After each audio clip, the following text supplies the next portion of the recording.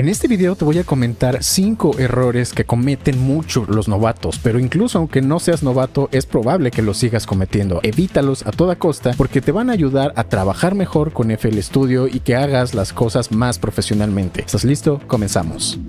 El primer error que cometen los novatos es moverle al volumen que aparece en la parte de aquí arriba de FL Studio, ya sea hacia arriba o hacia abajo. ¿Qué es lo que pasa? Si yo le pongo, por ejemplo, más volumen, porque digo, ok, estoy escuchando esto, y digo, ay, creo que le falta volumen, le voy a subir aquí para escuchar todo el programa más alto. Y digo, ok, ahí está bien. Pero hay algo, y eso lo podemos ver claramente con los indicadores. Si yo le subo el volumen o le bajo, como pueden ver, en realidad esto no está siendo afectado, los picos siempre son iguales. Muy bien, y si yo le subí, cuando yo lo exporte, voy a escuchar todo más bajo cuando escuche mi canción en otro programa de reproducción de música o reproducción de audio. Pero lo más peligroso es cuando lo hacemos hacia el otro lado. Si yo le bajo el volumen acá, porque tal vez lo escucho muy alto y digo, ay, me molesta, le voy a bajar el volumen.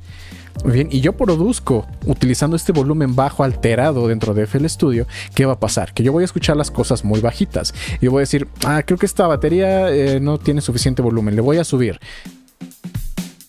Y digo, ok, creo que ya lo escucho bien. Ok, y de hecho se escucha bien en este momento. Pero cuando yo exporte, como pudieron ver aquí, estoy pasándome por mucho de 0 decibeles. Y cuando yo lo exporte y lo escuche ya en otro programa, lo que en realidad vamos a escuchar es algo como esto. Todo está saturado, todo está distorsionado. ¿Por qué? Porque le moviste a esta perilla. Entonces, ¿cuál es la corrección o la forma correcta de hacerlo? Simplemente no muevas esta perilla para nada. Si quieres alterar por completo el volumen del programa, ¿no? Que le quieras subir un poco o que le quieras bajar, hazlo directamente desde tu control de volumen, ¿ok? Desde la aplicación. Puedes buscar ahí donde está el mezclador de volumen, seleccionas y a este le subes o le bajas. Muy bien, pero normalmente yo te recomendaría que no muevas nada de esto, sino que internamente alteres la mezcla, ya sea aquí en el mezclador, ok, arriba o abajo. El segundo error que cometen los novatos, y esto yo también lo hice cuando comenzaba, es crear clips de automatización desde aquí, ¿ok? Desde el mezclador. Si digamos que yo vamos a regresar con nuestro loop de batería clásico de toda la vida y lo tengo en el canal número 1. Y yo quiero hacer un clip de automatización para que a lo largo de la mezcla vaya apareciendo poco a poco ese loop de batería. Muy bien, y yo lo que hago es que automatizo desde acá. Lo que va a pasar es que cuando tú creas el clip de automatización y haces algo más o menos como esto, ¿ok? Ok, va a ir haciendo lo que tú quieres, va a ir subiendo. Pero esto está hecho para mezclar, porque si tú lo estás escuchando y llegas un momento en el que dices, ¿sabes qué? Siento que aquí la batería me suena un poquito bajita, la voy a subir o le voy a bajar y yo le muevo. En el momento en el que tú das play, se reinicia, ¿ok? Cuando se activa el clip de automatización, el ajuste que hayas hecho lo echaste a perder. Muy bien, entonces eso es lo que pasa si tú automatizas este control. Si lo quieres dejar en un punto específico, tendrías que meterte al clip de automatización, buscarlo donde está, alterar el dibujo y dejarlo como quieres. Entonces, eso es algo muy importante. No automatices esto. Pero ¿cuál sería la forma correcta de hacerlo? Muy bien, esto yo creo que aquí la mejor manera de hacerlo, y vamos a quitar el clip de automatización, es colocar en el final de tu cadena el Fruity Balance, por ejemplo, o cualquier otro plugin que tenga un control de volumen, pero el balance es el más ligero. Y desde aquí, esta perilla es la que vas a automatizar. Muy bien, y tú ya la puedes subir o bajar de volumen. Y tienes la ventaja de que si tú vas a mezclar y ya quieres hacer cualquier ajuste, cuando le das play, ok, tú lo puedes mover acá sin ningún problema. Esa es la forma correcta de hacerlo. Y un tip extra, tampoco es del todo correcto hacerlo directamente desde el channel rack. ¿Por qué? Porque este control de volumen controla el volumen antes de que pase por los efectos. Así que si tú tienes un efecto que sea no lineal, es decir, que sea dependiente del nivel de volumen que recibe, por ejemplo, vamos a decir que yo tengo el volumen así y yo ya activé este tipo de distorsión, pero yo automatizo el volumen. Si yo le pongo un volumen muy bajo, en este nivel de volumen ya no tiene la misma cantidad de distorsión que aquí. Muy bien, yo en cambio si lo hago desde acá, voy a subir y bajar el volumen, pero del sonido ya distorsionado. ¿ok? Sus características del efecto se van a mantener, pero a un volumen menor. En cambio, si tú lo cambias desde acá, va a estar alterando el comportamiento del plugin. Esto depende mucho de qué tipo de plugins hayas puesto, pero por eso, para no meternos en problemas, simplemente hazlo desde el final de la cadena. Otro error que cometen los novatos, y que esto lo vi demasiadas veces, es que digamos que yo tengo un efecto, vamos a decir que tengo un delay, por ejemplo, y yo lo que quiero es que digo, ok, este delay me gusta, pero lo escucho muy alto, ¿ok? Quiero bajarle el efecto o el volumen al efecto y hacerlo directamente desde esta perilla. Esto es un error. ¿Ok? Porque aquí lo que está pasando es que esta perilla controla el nivel de mezcla del efecto, no el volumen del efecto en sí. Es diferente. Por ejemplo, aquí si yo lo pongo a la mitad, lo que está pasando es que yo tengo mi señal original sin el efecto a la mitad de volumen o el 50%, y aparte, por separado, estoy volviendo a duplicar mi señal original, estoy poniéndole el delay y eso lo estoy además mezclando con mi señal original. Es decir, estoy haciendo un efecto en paralelo.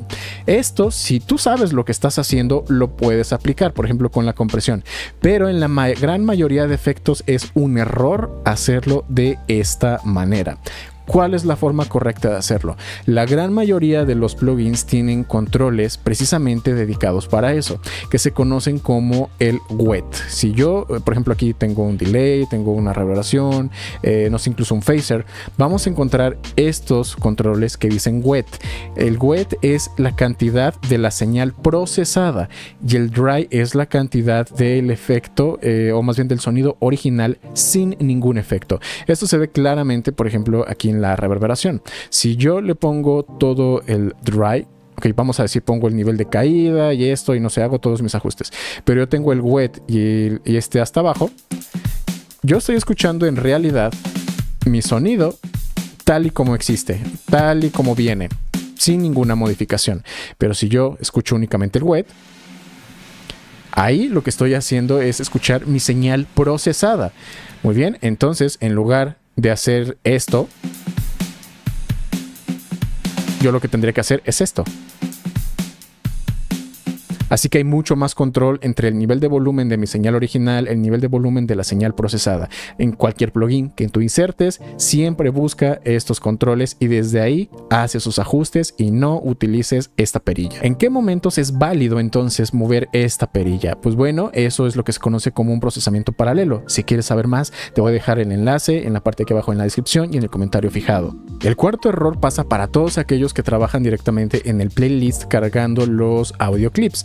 Muy bien, y eso es cuando estás haciendo cortes, ya sea del final, aquí o incluso a la mitad, ok, todos estos cortes. Si tú eres de los que hace muchos cortes, hay algo que te puede arruinar bastante, y eso es que aparezcan clics, aparezcan pops, precisamente porque estás haciendo el corte en un lugar que no le correspondía, y esto se puede solucionar muy fácil de dos maneras, ok. Si vas a estar haciendo muchos cortes, la forma más tranquila o que te va a evitar más problemas de hacerlo es lo siguiente: seleccionas tu clip de audio y aquí te vas al declicking mode y vas a seleccionar, por ejemplo, el genérico. Esto va a ser, como puedes ver, tú haces el corte aquí, pero todavía deja que el sonido aparezca un poquito más, haciendo un desvanecido suave, ya sea cuando haces un corte por el lado derecho o un corte por el lado izquierdo. Y esto va a hacer que desaparezcan por completo todos esos clics o sonidos raros. Otra manera en la cual lo puedes solucionar es simplemente vamos a regresar esto a la normalidad y vamos a hacer aquí este botón, lo vamos a activar, este que se llama Zero Crossing. Esto lo que va a hacer es que cuando tú estás haciendo un corte, yo digamos que quiero hacer mi corte aquí, ok, justamente aquí, pero si en ese punto en el que yo le pedí que hiciera el corte no está pasando la señal por un punto de reposo, es decir, digamos en silencio, va a recorrerlo ligeramente para que el corte se haga justo donde haya un silencio, y como el corte fue hecho en un silencio, pues ya no vas a tener ningún problema, no va a haber ningún clic raro. Muy bien, esto lo puedes combinar incluso también con la otra característica, que es el de clicking mode, para que así entre los dos no tengas ningún problema al estar haciendo muchos cortes. Y precisamente si tú eres de los que tiene que estar cambiando mucho entre cortes, hay un atajo muy bueno, como por ejemplo este: le das clic derecho, giras la rueda del mouse y puedes cambiar entre todas las herramientas sin tener que ir a la parte de aquí arriba. El otro es dar clic derecho, la rueda del mouse, y das un clic normal y te aparecen todas las herramientas. Si quieres aprender este atajo y otros más para trabajar mucho más rápido utilizando FL Studio, te voy a dejar el video en la parte de aquí abajo en la descripción y en el comentario fijado. El error número 5 que veo mucho cometer a los novatos es cargar las baterías, sobre todo los loops, o crear ya de plano todas tus baterías completamente directamente en el playlist.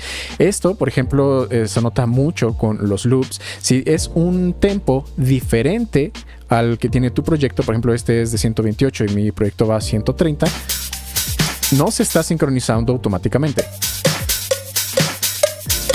Como pueden ver, ya se está desfasando, y si yo lo quiero mover, ya sea haciendo un stretch o algo por el estilo, puede llegar a cambiar mucho, el sonido, sobre todo cuando ya es una diferencia de tempo. Pero además, si yo cambio de tempo, fíjense cómo suena raro, suena más acelerado, o aquí suena mucho más lento. Esto pasa mucho con los loops. Entonces, ¿cuál es la forma correcta de usar loops de batería? La forma correcta es directamente en el Channel Rack, y tienes muchas herramientas para hacerlo. Por ejemplo, cargándolo directamente en un Fruity Slicer o en SliceX. Esto tiene muchas ventajas. El solo hecho de tomar el loop de batería y soltarlo aquí, calcula el tempo automáticamente y hace los cortes para que se ajuste, así que tú no vas a tener ningún problema. Otra de las ventajas es que si varías el tempo, siempre se va a mantener sincronizado al tempo. Y no solo se mantiene sincronizado al tempo, sino que además el sonido no varía, no se empieza a escuchar ni más agudo ni más grave. Muy bien, esto es principalmente para los loops de batería. Si vas a hacer otro tipo de loops, por ejemplo tal vez melódicos, como de saxofones, vocales o algo por el estilo, ahí tal vez conviene hacerlo en el playlist, porque si quieres hacer más cortes, si tienes más control de todas esas cosas. Pero lo que sí definitivamente siento que es un error es que tú crees tus baterías, poner el kick, claps, hats y todo aquí en el playlist. ¿Por qué? Hay muchos puntos en contra acerca de esto. Si quieres saber por qué, te voy a dejar el video que tienes ahora mismo en la pantalla, donde hablo a fondo de por qué yo considero que es un error poner tus baterías en el playlist y no en el Channel Rack.